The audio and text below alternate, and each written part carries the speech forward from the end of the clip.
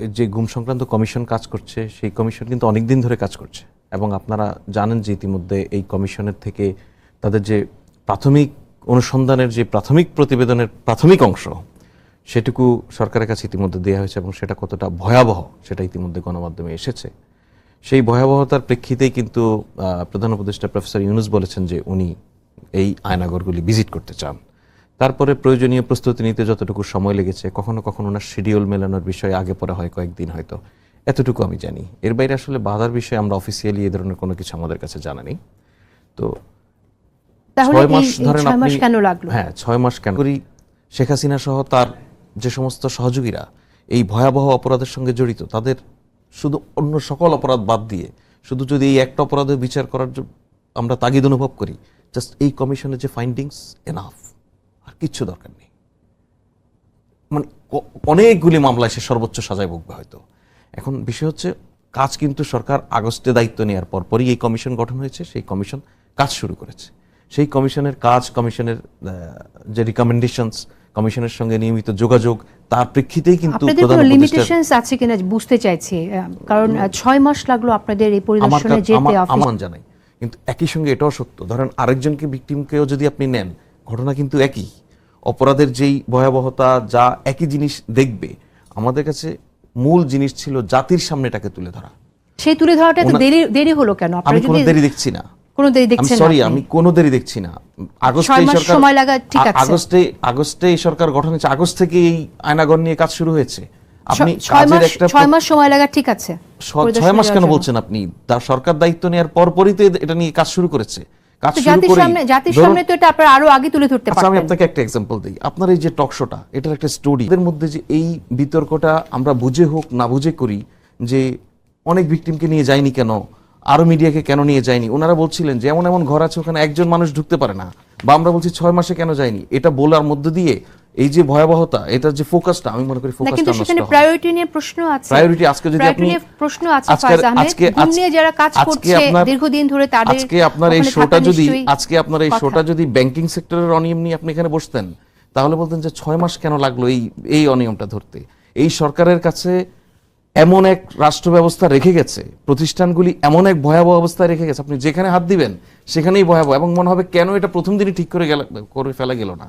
মানুষের এই যে আবেগ, আগ্রহ, এটাকে অসম্মান করার কোনো জায়গা নেই, কিন্তু বাস্তবতা দিয়ে বিবেচনা করতে হবে সব বিষয়।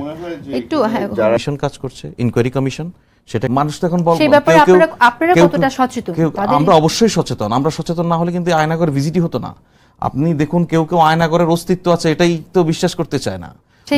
সেই বিষয়ে আসবো আমরা, এই প্রসঙ্গে আমরা কথা বলবো। হুম্মাম কাদের চৌধুরী, আপনার কাছ থেকে জানতে চাইবো যে আপনি জানেন যে আয়নাঘর সত্যি না, এই ধরনের কথাও অনলাইনে বলা হচ্ছে, তো আসলে এই ধরনের প্রোপাগান্ডাকে কিভাবে ফেস করা যায় সেটা নিয়ে আমরা কথা বলবো। তার আগে একটা ছোট্ট বিরতি দিচ্ছি। প্রিয় দর্শক, সাথে থাকুন, খুব ছোট্ট একটা বিরতির পর ফিরছি। মাস 1 বছর ওটা কথা না। কথাটা হচ্ছে গিয়ে যে এই প্রশ্নগুলি কারা তুলছে। আপনি যদি একটু বিবেচনা করে দেখেন, মেজরিটি অনলাইন অ্যাক্টিভিস্ট যারা আছে তারা কিন্তু এখন একটা আন্ডারগ্রাউন্ড পার্টির সদস্য। আওয়ামী লীগকে আমি এখন আন্ডারগ্রাউন্ড পার্টি হিসাবে দেখি। তারা মাঠে নেই, তারা এখন গোপনে কাজ করে। তো তাদের জন্যই ওরা অ্যাক্টিভিস্ট হিসাবে প্রমাণ দেওয়ার জন্য তারা এই প্রশ্নগুলো তুলছে যে এটা কি আসলে আয়নাঘর নাকি না। গতকালকে আমি প্রফেসর ইউনূস সাহেবকে একটা জিনিস দেখিয়েছিলাম, যেগুলো আমাদের অভিজ্ঞতা হয়েছে। এগুলা অপরাধীদের আসলে শনাক্ত করাটা কতটুকু চ্যালেঞ্জিং হবে বলে আপনি মনে করেন? যেমনটা আমাদের নূর খান লিটন বললেন যে একটি গ্রুপ ধরে নিয়ে যেত, তারপর আরেকটি গ্রুপ আবার টর্চার সেলে নিয়ে যেত, মাঝে কয়েকটি গ্রুপ কাজ করতো, তো সেখান থেকে তো আসলে, এবং তারা কেউ চেহারা দেখাতো না। আপনি বিষয়টা, আমার ভাই এখানে বসা আছে, উনি একজন আইনজীবী, উনি আমার থেকে ভালো বলতে পারবে। তবে সবাইকে আপনি বিচারের কাঠগড়ায় দাঁড়া করাতে পারবেন এটা কিন্তু আমি জানি যে এটা সম্ভব না। তবে মেইন জিনিস হচ্ছে যে এখানে কমান্ড রেসপন্সিবিলিটি যার কাছে আছে, এটা একদম উপর থেকে। এটা শেখ হাসিনার দায়িত্ব ছিল, এটা শেখ হাসিনার আদেশে এগুলো হয়েছে। আমি এখন অন্য মানুষের বিচার খুঁজছি না, শেখ হাসিনার বিচার করতে হবে, কারণ শি ইজ দ্য ওয়ান যে এই অর্ডার দিয়েছিল আমাদেরকে গুম করার।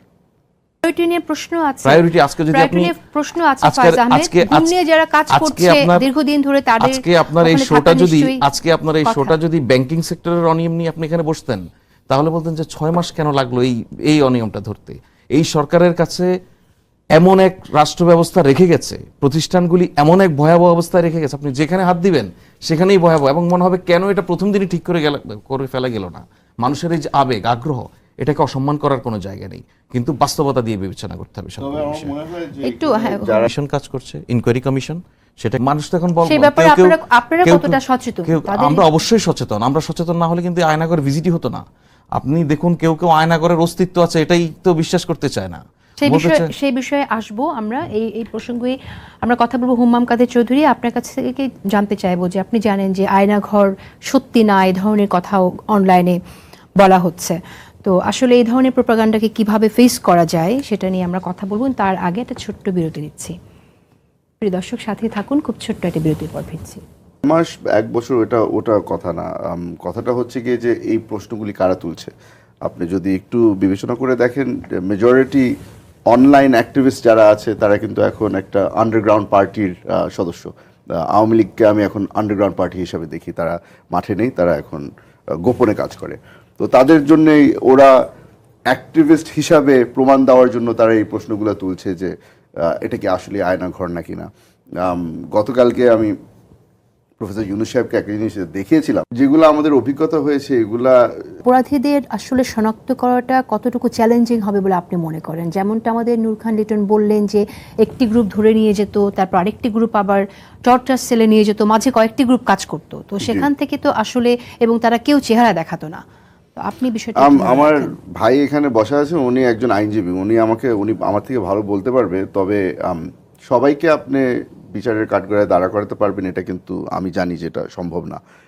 তবে মেইন জিনিস হচ্ছে যে এখানে কমান্ড রেসপন্সিবিলিটি যার কাছে আছে এটা একদম উপর থেকে। এটা শেখ হাসিনার দায়িত্ব ছিল, এটা শেখ হাসিনার আদেশে এগুলো হয়েছে। আমি এখন অন্য মানুষের বিচার খুঁজছি না, শেখ হাসিনার বিচার করতে হবে, কারণ শি ইজ দ্য ওয়ান যে এই অর্ডার দিয়েছিল আমাদেরকে গুম করার। আসবো আমরা, এই প্রসঙ্গে আমরা কথা বলবো। হুম্মাম কাদের চৌধুরী, আপনার কাছ থেকে জানতে চাইবো যে আপনি জানেন যে আয়নাঘর সত্যি না, এই ধরনের কথাও অনলাইনে বলা হচ্ছে। তো আসলে এই ধরনের প্রোপাগান্ডাকে কিভাবে ফেস করা যায় সেটা নিয়ে আমরা কথা বলবো। তার আগে একটা ছোট্ট বিরতি নিচ্ছি। প্রিয় দর্শক, সাথে থাকুন, খুব ছোট্ট একটা বিরতির পর ফিরছি। মাস এক বছর ওটা কথা না। কথাটা হচ্ছে গিয়ে যে এই প্রশ্নগুলি কারা তুলছে। আপনি যদি একটু বিবেচনা করে দেখেন, মেজরিটি অনলাইন অ্যাক্টিভিস্ট যারা আছে তারা কিন্তু এখন একটা আন্ডারগ্রাউন্ড পার্টির সদস্য। আওয়ামী লীগকে আমি এখন আন্ডারগ্রাউন্ড পার্টি হিসাবে দেখি। তারা মাঠে নেই, তারা এখন গোপনে কাজ করে। তো তাদের জন্যই ওরা অ্যাক্টিভিস্ট হিসাবে প্রমাণ দেওয়ার জন্য তারা এই প্রশ্নগুলো তুলছে যে এটা কি আসলে আয়নাঘর নাকি না। গতকালকে আমি প্রফেসর ইউনূস সাহেবকে একটা জিনিস দেখিয়েছিলাম, যেগুলো আমাদের অভিজ্ঞতা হয়েছে এগুলা